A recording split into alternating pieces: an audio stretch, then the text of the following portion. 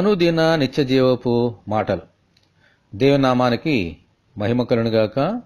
దేని వాక్యాన్ని చదువుకుందాము. ఆది యందు వాక్యముండెను, వాక్యము దేవుని వద్ద ఉండెను, వాక్యము దేవుడై ఉండెను. యోహాను సువార్త 1వ అధ్యాయము 1వ వచనం. ఆది యందు అనగా ఈ లోకములో ఏదియూ సృష్టింపబడక మునుపు దేవుని వాక్యము ఉన్నది.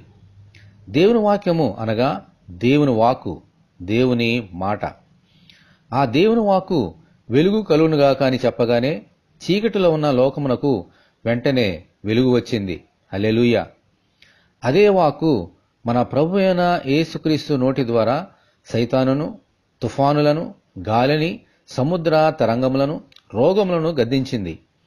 శాంతిని, సమాధానమును అనుగ్రహించింది. హల్లెలూయా.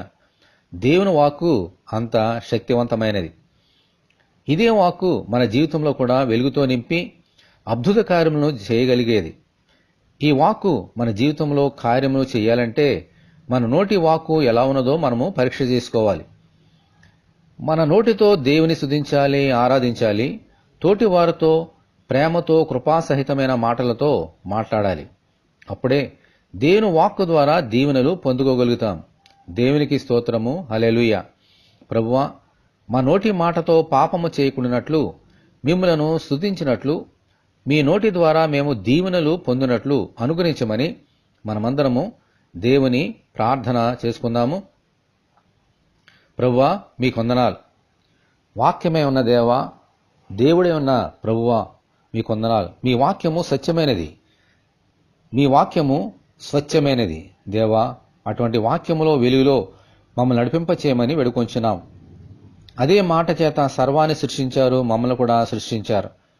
మా మాటలు కూడా ప్రవ్వా వెలుగు సంబంధంగా ఉండడానికి, ప్రవ్వా నిన్ను ఆరాధన చేయడానికి, ఇతరులతో కృపాసహితముగా మాట్లాడడానికి మీ కృప మాకు అనుగ్రహించండి.